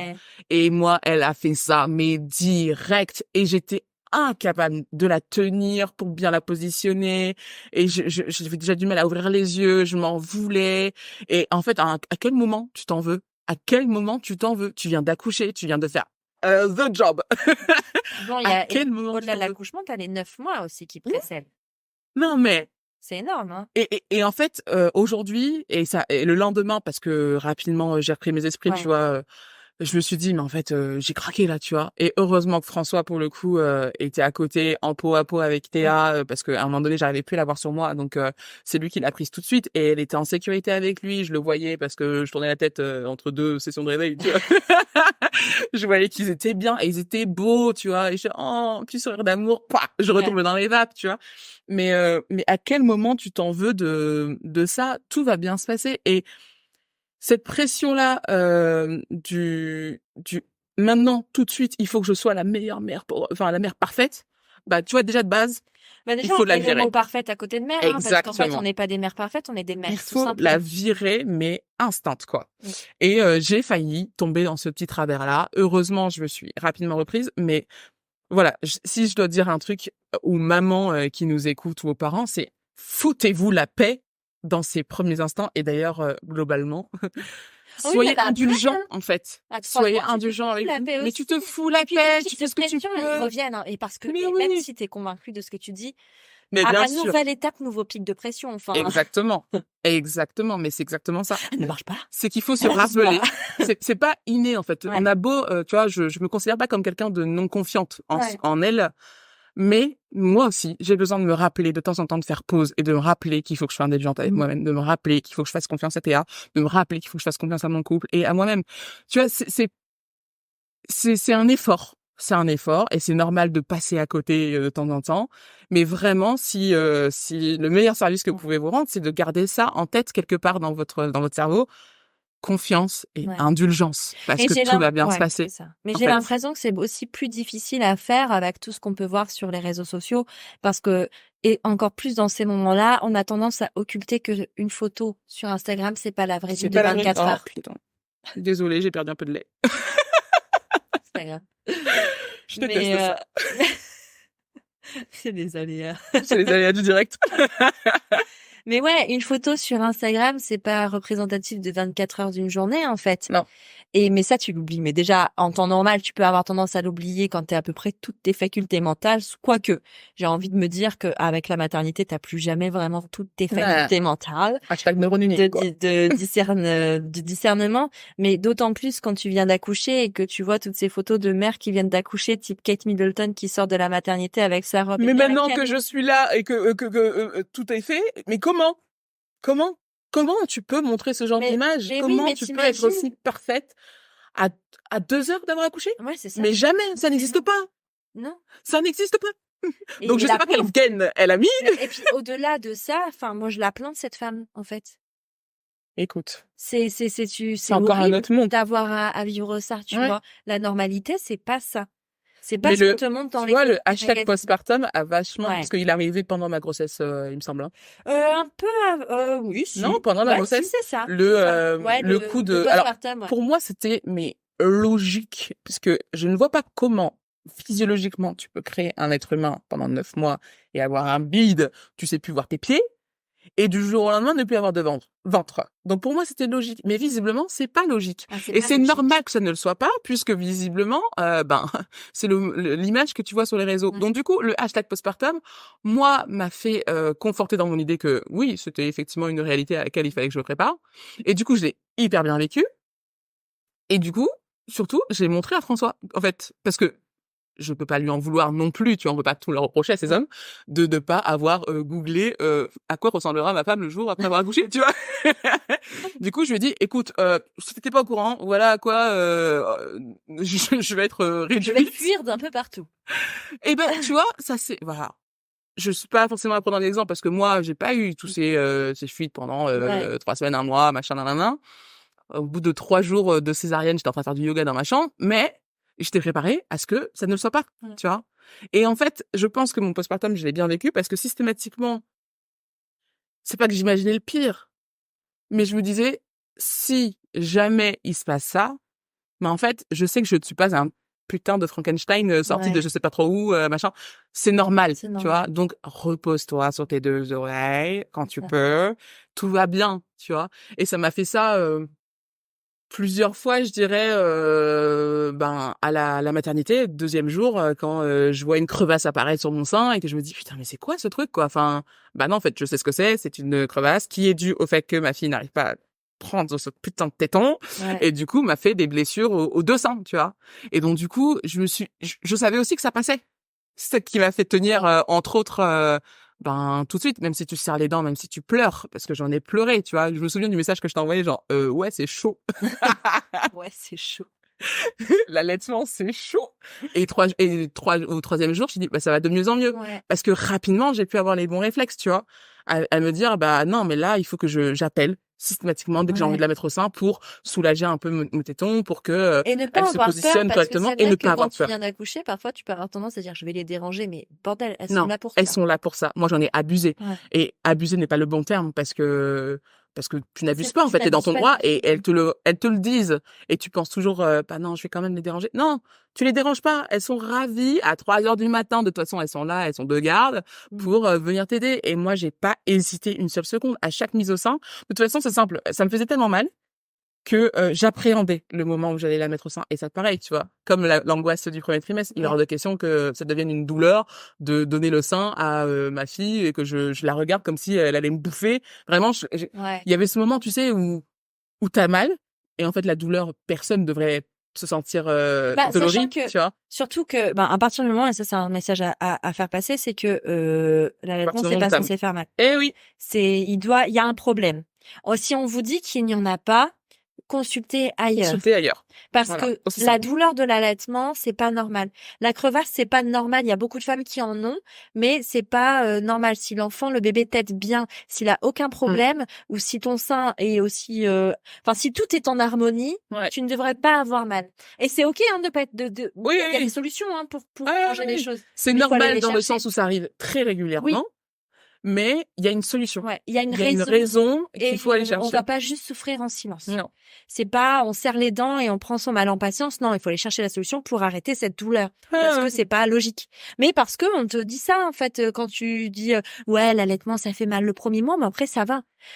C'est compliqué à mettre en place, parce qu'il faut apprendre à appréhender cette nouvelle partie, parce que tu peux avoir des hyperlactations, parce que tu peux avoir l'inverse de hyperlactation. Voilà ça.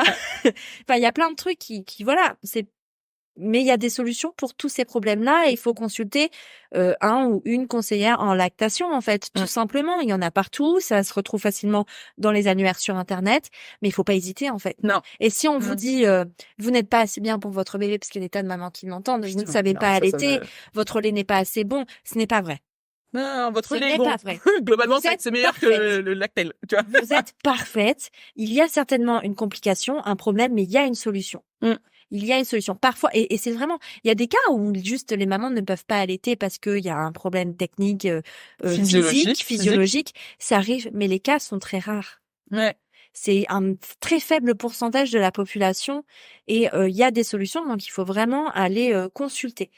En tout cas, si vous tenez à votre allaitement, passez pas à côté de ces ressources-là parce qu'elles existent et que c'est ok si jamais voilà vous êtes à votre deuxième mastite et que vous en pouvez plus d'enchaîner les antibiothérapies comme moi, c'est ok de passer à autre chose, tu vois. Mais si c'est un projet qui te tient à cœur, faut pas hésiter. Tu consultes et tu vas peut-être corriger ou apprendre encore des choses.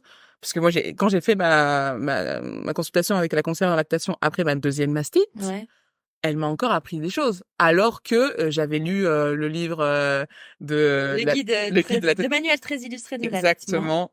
Je l'avais lu, relu, je lisais encore, et François le lisait encore à la maternité, donc on était au taquet là-dessus, et pour autant, ça n'a pas empêché que, voilà, entre la théorie et la pratique, t'as un monde. Donc, mais tu veux que je te dise, t'apprends même pendant toute la durée de ton allaitement parce que tout change. Tout change à chaque fois. Avec la diversification, ça change. Avec, ça change avec tout en fait. Ouais. Avec la marche, ça change selon le jusqu'où tu vas, tu vois. Mais tout change tout le temps en fait. Donc on apprend toujours. On n'est pas hyper bien formé. Pour revenir au pratico-pratique, parce que ça fait déjà 1h14 et on va battre notre record à la fin dernière. Oh la vache. Ouais, on est forte. Qu'est-ce que toi, techniquement, pratico-pratique, tu as mis en place pour préparer ton postpartum? Les ressources, alors littéraires, podcasts, ce que t'as fait, quoi. Alors, en ressources, yoga prénatal, ça aide pour préparer à l'accouchement, mais ça aide pour préparer le postpartum. Autant physiquement, et ça je ne sous-estimais parce qu'on te dit oui on va travailler les épaules, on va travailler les poignets, mais en fait maintenant je comprends pourquoi on a travaillé les épaules et les poignets. Donc le yoga prénatal, même si vous voulez pas faire d'accouchement physiologique ou machin, vraiment, ça aide à rentrer dans un état de conscience, à préparer son corps physiquement, à préparer son bébé aussi, parce que ça les apaise, à bouger, parce que c'est hyper important de rester mobile. Parce que les douleurs de fin de grossesse, tout ça, il y a des solutions. Exactement. Donc moi, je recommande à tout le monde ce yoga prénatal. Et au pire, si vous n'êtes pas yoga, allez voir Yogin Mama et sa petite, son petit Mama Book, là. Et tous ces projets derrière, ils ont l'air juste torrides pour la mama active que vous êtes. Ensuite, il y a effectivement les podcasts, le tien, Bliss, la matrescence, qui forcément aident à voir d'autres histoires, à voir qu'il y a autre chose, que il y a plusieurs histoires différentes. En fait, il y a autant d'histoires différentes qu'il y a de maternité. Donc, quand t'as compris ça, tu intériorises quelque part que ton histoire va être singulière également et que c'est ok. Et qu'elle te réservera des surprises que tu n'as pas entendues dans ces podcasts-là. Ou alors que tu n'as pas enregistré parce qu'à l'époque, ça te paraissait complètement anodin. Et en fait, si, ça a une résonance et ça t'aide quelque part de savoir qu'il y a autant de cas de figure que d'histoires, en fait. Ouais. Donc, il y a ça. Il y a le fameux pour l'allaitement, le manuel très illustré de l'allaitement que j'ai lu, relu et relu. J'ai rendu à Yogin Mama. Parce qu'il y a une petite histoire autour de ce manuel parce que on était en confinement. On était en confinement et impossible de se le procurer nulle part, aucune librairie. Enfin, mais non, c'est ça, on pouvait se procurer du PQ, mais le manuel très illustré de l'allaitement, non. Et bon, moi, je m'étais fait une mission. Je sais pas. Et quelle mission? C'était mon but de confinement, je ne sais pas, de te le procurer parce que c'était une telle ressource en fait et que en termes, parce que je sais que t'es pas très livre et tout ça, mais non, mais celui-là il est parfait. Mais voilà, et il était illustré, ça c'était vachement bien. Et par contre, je trouvais pas les ressources en podcast non plus, tu vois, qui te préparent à ce point-là. Non. Parce que tu peux pas, enfin, c'est pas possible. Là, t'as vraiment tout. Non, t'as tout. Et vraiment, moi, il m'a épaulé de A à Z sur les positions de mise au sein. Bon, à la rigueur, ça passons parce que t'es aidé à la maternité pour ça. Ouais. Quand tu en fais la demande, ouais. Mais à m'interroger par exemple les premiers signes de mastite, je me souviendrai toujours, c'était un mercredi devant Top Chef, je faisais un 39,8 de fièvre, j'avais les yeux qui commençaient à briller, je comprenais pas ce qui se passait, j'avais les seins qui étaient chauds, durs, etc. Et tout de suite ça a fait 4 tours en fait. Ouais. Je savais ce que j'avais, tu vois, je savais qu'on était typiquement sur un cas de mastite. Et du coup, sachant ce que j'avais, parce que je l'avais lu, parce que je m'étais renseignée, tu vois, j'ai pas couru aux urgences, j'ai pas commencé à paniquer. Ouais. Je me suis juste dit, merde, on est à une semaine d'être rentré à la maison, parce que ça faisait vraiment qu'une semaine qu'on était rentré. bah j'ai rien en fait pour Théa si jamais je dois pas lui donner le sein, ou si je ne peux pas lui donner le sein parce que vraiment 39,8 tu sais plus comment tu t'appelles, donc ça devient un peu délicat. Je me dis mais là j'ai rien pour lui donner, tu vois, et du coup le lendemain j'étais chercher le tire-lait pour au cas où pouvoir trouver une solution, mais rapidement j'ai pu mettre en place les recommandations qui sont de masser son sein, etc. Bref, attitré, enfin vraiment bien pour la mastite. Mais si t'as pas ce renseignement là, bah tu peux paniquer. Tu peux aller aux urgences et tomber sur quelqu'un qui ne saura pas non plus, ou alors qui va te dire bah du coup donner du lait maternisé. Alors qu'il y a plein de réflexes à avoir avant pour que tout se passe bien, et normalement dans les 48 heures ça se remet en route, tu vois. Et la première mastite ça a été ça, la deuxième au bout de 48 heures j'ai vu que ça passait pas. Pareil, j'ai eu le réflexe d'appeler les bonnes personnes tout de suite en me disant bon bah du coup elle peut me donner la solution. C'est quoi la suite? Qu'est-ce qu'on met en place comme protocole, tu vois? Et il y a des solutions. Quand t'as du pu qui commence à sortir de ton sein, oui, il faut trouver des solutions. C'est pas normal. C'est pas normal. Donc voilà, donc il y a ça. Ce manuel hyper intéressant. J'ai pas encore lu la 3e édition, mais j'ai hâte. Ensuite. Cuisiner, t'as beaucoup cuisiné? Cuisiner. J'ai vraiment rempli mon congélateur en mode Tetris. C'est pas une blague. C'est-à-dire que je n'ai pas cuisiné maison, enfin sorti des casseroles et tout machin pendant 3 semaines. C'était soit ma mère apportait en mode Deliveroo, et auquel cas on avait à manger pour 3 jours, tu vois, parce que c'est maman. Soit on anticipait tous les repas. Le matin, on sortait le repas pour le déjeuner, et le déjeuner, on sortait le repas pour le soir. Tu vois, c'était systématique. Comme ça, t'as pas ça à penser en fait, parce que t'as tellement de trucs à penser ailleurs que tu penses. Enfin, vraiment, c'est vraiment une charge mentale pour le coup en moins. Et puis en même temps, tu manges vachement plus sain parce que t'as tendance à grignoter, de junk food, ce genre de choses, alors que en plus quand t'es en postpartum et que tu allaites en plus, dans tous les cas en postpartum, t'as besoin d'énergie, et c'est les bonnes nourritures et les bons ingrédients qui te faut, et pas le McDo où t'as envoyé ton mari, tu vois, c'est ça. Et c'est ok de temps en temps, mais si tu te nourris qu'à base de ça, enfin non. Et moi je comprends les enfin pour moi tu vois ce que le truc c'est qu'il y a un cercle vicieux. La fatigue entraîne le fait que t'es moins alerte, tu vois, sur tous les dossiers, et on peut en parler de cette fatigue, tu vois. Globalement, mon postpartum ça a été, sauf les jours où effectivement j'ai accumulé trop de fatigue, et on rentre dans cette fameuse dette de sommeil, et tu perds tous tes repères, tu vois. Tu perds quand je dis repères, c'est ne serait-ce que communiquer avec ton partenaire. Rien que ça. En fait là on se parle comme des chiens depuis ce matin, mais faut mettre ça sur le dos de la fatigue, tu vois. On n'est pas juste en train de se détester et de plus s'aimer, et on va pas divorcer. Tu vois, on va pas divorcer. Comme en SPM, si vous avez envie de divorcer 1 semaine par mois, cherchez pas, il y a un truc. C'est pas votre couple qui est en danger, et c'est que voilà, c'est la vie. C'est la vie. Non, mais tu vois, ça, typiquement, c'est un truc que ma sœur m'avait dit vraiment 1 semaine avant qu'on accouche, et elle a bien fait exprès de me le rappeler, parce que j'avais déjà dit, mais j'avais oublié. Comme quoi, t'oublies pas mal de choses qui te sont inutiles, et puis t'as aussi cette impression de toute puissance. Enfin, moi, je sais que c'est un truc que j'avais. Oui, mais Wonder Woman, tu avais vraiment. Enceinte, moi, c'était ouais, mais pas moi, quoi. Enfin, on est hyper fort, on est hyper soudés, on s'aime tellement, ça va jamais nous arriver, on va jamais s'engueuler. Ça, c'est la pire erreur que tu puisses te faire. D'accord, on est sur la même longueur d'onde, sauf que dans la vraie vie. Dans la vraie vie, tu sais pas ce que tu sauras en tant que parent, tu vois. Tu ne te connais pas en tant que parent. Dans la vraie vie, il y en a un qui repart au travail à un moment. Dans la vraie vie, il y a les nuits. Dans la vraie vie, il y a la vraie vie. Tout simplement. Ouais. Et une vie que tu ne connaissais pas. Non. Une fois de plus, tu vois. Ouais. C'est toujours pareil. C'est ce que tu disais dans le podcast avec sur le divorce là que je viens d'écouter. C'est en fait tu sais pas comment tu vas être en tant que parent, et donc du coup tu peux être ce fameux couple soudé machin, mais si tu t'es pas posé les questions de le conseil que m'avait donné ma sœur, c'est vous allez vous disputer. Vous allez avoir envie de vous tuer. Et c'est normal. Les couteaux. C'est normal. Moi, je me souviens, c'est pas je me souviens parce que c'est encore d'actualité, un peu moins parce que justement, il y a eu du temps qui est déjà passé. Ouais. Finalement, 4 mois, c'est pas rien dans la connaissance aussi que tu as de l'autre en tant que parent. Ouais. C'est de se réveiller la nuit, l'entendre ronfler comme il ronfle toutes les nuits, et de se dire putain, moi, c'est la 4e fois que je me réveille cette nuit, il a pas bougé. Ce qui est faux, puisqu'en fait, on se rend compte qu'ils ont pas un sommeil réparateur non plus. Non. Donc, quelque part, il faut aussi mettre son ego de côté en se disant, mais c'est toujours moi qui prends tout, machin, il est en train de souffrir, mais en silence quelque part, tu vois, parce que lui non plus n'a pas de sommeil réparateur, lui non plus n'a pas encore moins, il n'a pas les hormones pour gérer ce manque de sommeil, parce que quelque part, c'est ça qui nous aide, clairement. Et ouais, les nuits à vouloir l'étrangler, quoi. Mais vraiment, désolée chérie, non, mais à vouloir me zigouiller, quoi. Tu vois, c'est hyper sain. Enfin, parce que tu te dis, oh mon Dieu, j'ai pensé ça. Enfin, non, mais je lui disais, moi. Sain. Je lui dis, hein, le matin, je dis, ça va, il me dit, t'as passé une bonne nuit? Non, j'ai eu envie de te tuer plusieurs fois. Ok, passe une bonne journée. Parce que je préfère l'extérioriser que de le laisser là dans mon cerveau et de me dire, putain, je suis en train de vriller, mon couple est en train de partir en vrille, machin, nanana. Non, je préfère lui dire, non, cette nuit, j'ai eu envie de te tuer. Clairement. C'est très simple. Bisous. Bisous, hein? Non, mais vas-y, va travailler.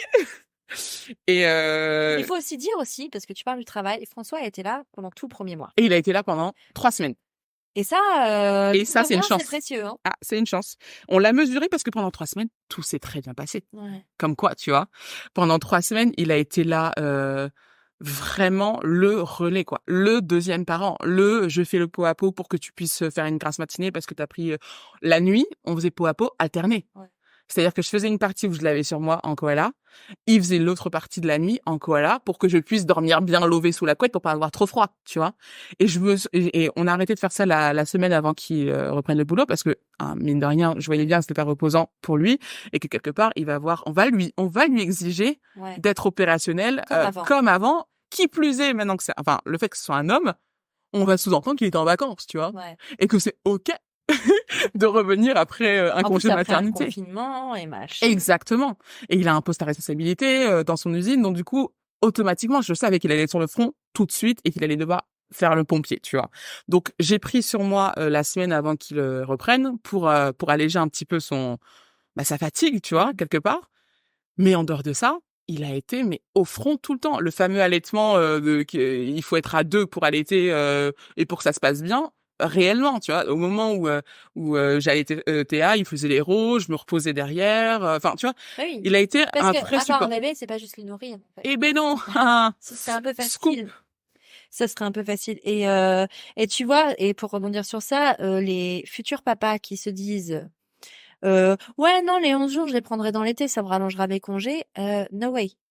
Non. No fucking way. Non, fucking ça way. n'existe pas. Soyez là dès le départ, en fait. Et même, j'ai envie de vous dire, vos congés que vous pensiez poser cet été, posez-les là, en fait. Posez-les au moment du Prenez tout ce que vous pouvez prendre. Prenez tout ce que vous pouvez prendre parce que c'est pas cet été quand votre femme elle sera au bord du burn-out que vous vous rendrez compte que vous êtes à passer à côté de votre bébé et que finalement le lien il s'est peut-être pas bien créé parce qu'il manque quelque chose, parce que c'est ça aussi. Et ça a un impact, mais je pourrais en pleurer tellement c'est ancré, hein. Ça a un impact sur, j'espère pas toute la vie, et je me rends compte aujourd'hui que non, parce qu'aujourd'hui ça se fait pas chez moi. Travailler là-dessus. Mais c'est un impact énorme qu'il faut pas sous-estimer. Encore cette histoire de congé parental, de congé maternité et paternité qui devrait être prolongé pour ne plus se poser la question, en fait. Qui devrait être obligatoire, d'ailleurs. Pour ne pas avoir ce côté de... Parce que, mine de rien, on vit pas dans une société où le père se sent autorisé à prendre... parce que François, il a eu ce problème-là. C'est-à-dire, OK, chérie, j'ai envie de prendre 3 mois, mais je peux pas. Et si je le fais, alors non seulement en termes de responsabilité, ça va péter, mais on va me le reprocher, tu vois. Ouais. On vit pas dans une société où le père se sent autorisé à prendre ce fameux temps de disponibilité pour être là en tant que parent. Et tant que le congé, en tout cas c'est mon avis, ne sera pas déjà allongé pour les 2 parents et obligatoire, on aura toujours ce petit delta parce que ça engendre tellement plus que finalement la paternité, mais la parentalité. Bien sûr. C'est au-delà de ça, c'est un vrai problème de société, c'est un problème de féminisme, c'est un problème d'égalité entre les hommes et les femmes au travail, surtout au travail. C'est tu sais, enfin moi je le vois maintenant qu'Alice elle va à l'école, les gens qui sont hyper impressionnés, qui regardent le mec parce que c'est lui qui l'emmène à l'école, j'ai envie de dire mais je sais bien. Back off, bitch. Mais parce qu'il est là quoi. Il est là. Je dis pas que ça a toujours été le cas parce qu'on n'était pas justement informés et que on a eu un début de parentalité où il n'était pas là, clairement, il le sait et j'ai aucun problème à en parler. Mais bordel, aujourd'hui, il est là, quoi. Et de voir que ça impressionne les réflexions qu'on a déjà eues. Pourtant, on est mi-septembre, ça fait 2 semaines. Ah ouais? Mais bien sûr que oui. Hein? Donc ouais, c'est cette histoire de congé parental, paternité, maternité allongée a beaucoup d'incidence sur bien plus que la maternité en fait, que la parentalité avec un grand P. Donc voilà. Après, comme autre tips, prenez une glacière en allant à la maternité. Là, c'est la gourmande qui parle. Attends, pour mettre dans leur contexte aussi, il y a le côté confiné. Ah ouais, mais moi, j'y allais avec ma glacière dans tous les cas. Hein. Ouais. Confiné, pas confiné, j'avais ma brioche. J'ai fait ma brioche le matin même, non, la veille, pour le lendemain, pour l'avoir, machin. Oui, ta date, donc c'était assez oui, c'est plus facile. Mais dans tous les cas, préparez-vous. Quelques jours avant, j'avais acheté des tablettes de chocolat, des bonbons, des chips Lay's Spicy, mes préférés. J'avais les boissons qui vont bien dans le frigo, mes petites... Faites-vous kiffer, en fait. Parce que vous aurez tellement géré. Alors, pire encore, si vous êtes dans une maternité où la bouffe est dégueulasse, bah, vous serez bien content d'avoir ta petite barquette de fraises. J'avais la barquette de fraises dans dans ma glacière pour te mettre bien, tu vois. Donc, ça. Sur le postpartum aussi, qu'est-ce que... globalement, ouais, cette histoire de confiance et d'indulgence. Je dirais que c'est alors je m'en veux parfois parce que justement je suis pas ultra indulgente envers François. Pourtant c'est le meilleur partenaire que j'aurais pu avoir pour cette aventure.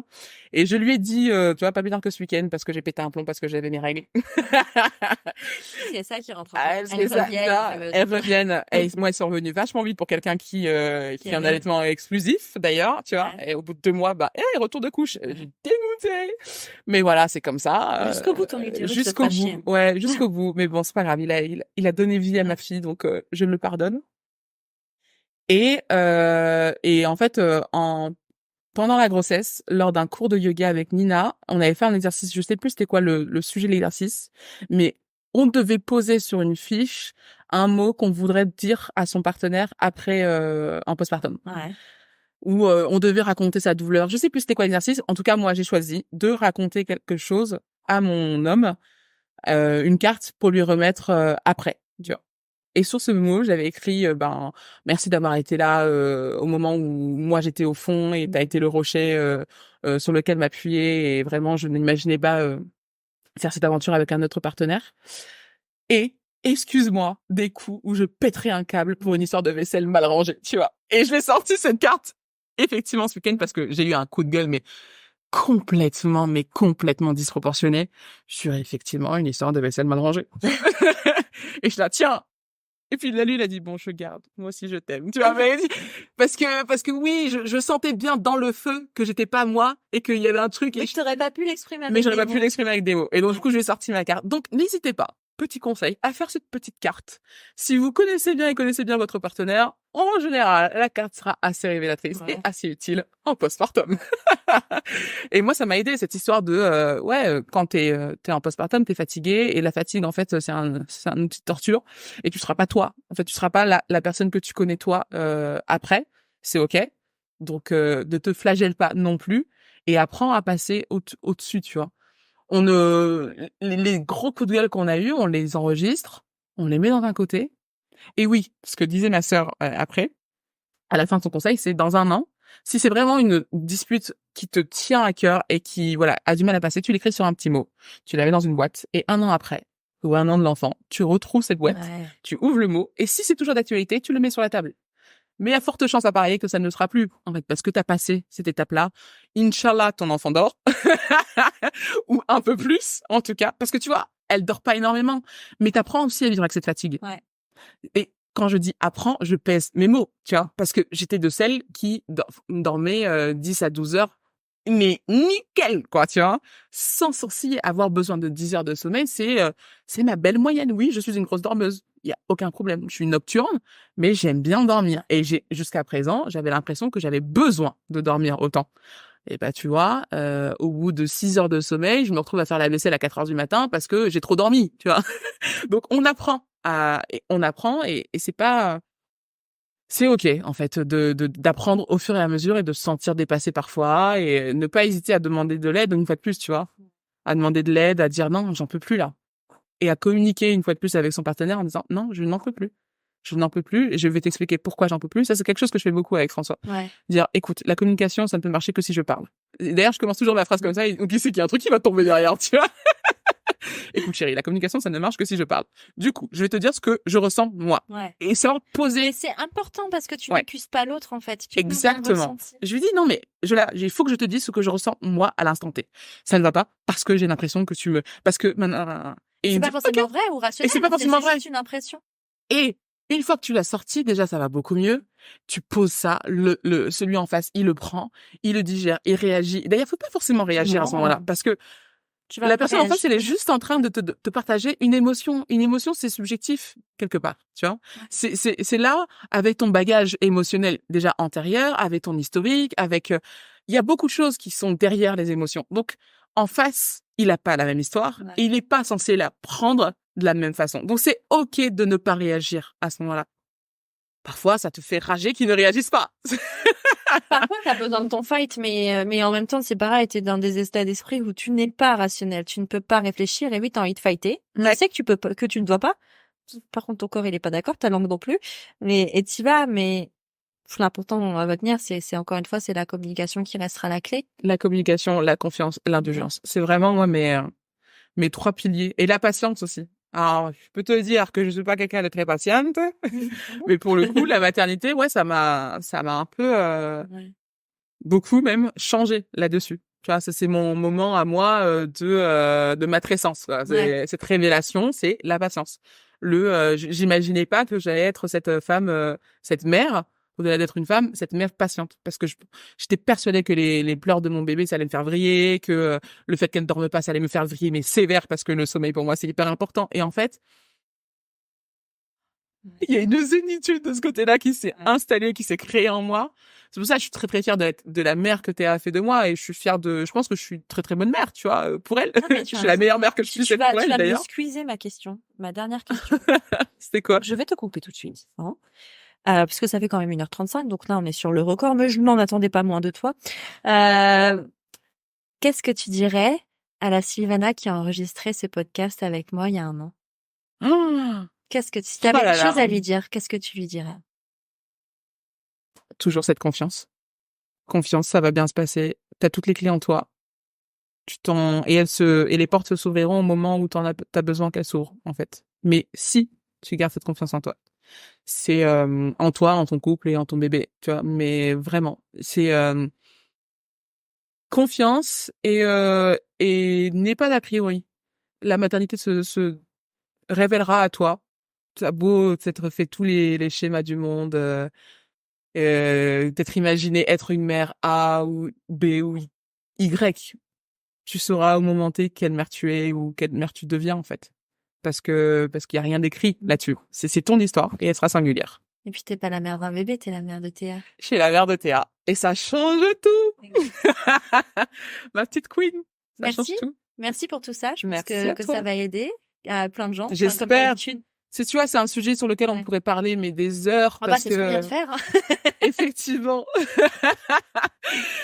Non, mais vraiment. Mais si j'avais pas été la mère de Théa, le conseil que je dirais à une mère lambda, c'est renseignez-vous, faites-vous confiance, etc. Indulgence, patience, etc. Mais renseignez-vous parce que il y a vraiment quelque chose qui se joue au postpartum et vous pouvez l'atténuer dans sa douleur, dans son choc, dans son tourbillon. Ouais, complètement. L'accepter. On peut pas, en fait, il y a aussi ce travers de dire, je ferai en sorte que ça se passe pas comme ça ou que ça se passe pas. Non! En fait, tu peux pas faire en sorte que ça se passe pas et l'accepter. Je me souviens d'un moment où t'es venue à la maison où tu m'avais dit, où je t'avais dit non, mais je pense que nous, on est hyper solides, on se comprend sur nos modèles de parentalité, d'éducation, et tu avais dit, ouais, moi aussi, je pensais ça. Et j'étais là, non, mais moi, je pense vraiment qu'on est plus fort que ça. En fait, non. Ça, c'est la pire erreur que tu puisses penser, que t'es plus fort que ça. Et que, du coup, ça devienne une faiblesse, une fragilité, une plaie même pour toi. De te dire, merde, on n'a pas réussi. Mais en fait, c'était normal. C'était vous à l'échec de penser ça, tu vois. C'était vous à l'échec. Donc, soyez indulgents. Soyez indulgents, ouverts d'esprit, gardez confiance, et puis tout va bien se passer. Bon, je vais terminer quand même sur une petite note d'autopromo parce qu'il faut qu'on le fasse. Hein, on enregistre ensemble, il faut qu'on le fasse parce que là, c'est là. Ah là, c'est vrai. Il y a un an, on annonçait ta grossesse. Yes. Aujourd'hui, on va annoncer qu'on a repris le travail sur le Banana Café. Exactement. Pour les Lillois ou même non Lillois, hein, parce que vous pouvez aussi être touriste à Lille, hein, c'est tout à fait. Avec Sylvana, enfin, on se connaît aussi bien pour une raison, parce qu'ensemble, on va ouvrir, c'est là, tu vois, c'est mon émotion, parce que c'est notre bébé. Ensemble, on va ouvrir le Banana Café, qui sera un café, donc, family friendly. On a repris activement le travail et on espère vraiment vivement qu'il verra entre deux tirages de lait. Entre deux tirages de lait, mais ça, peu importe finalement.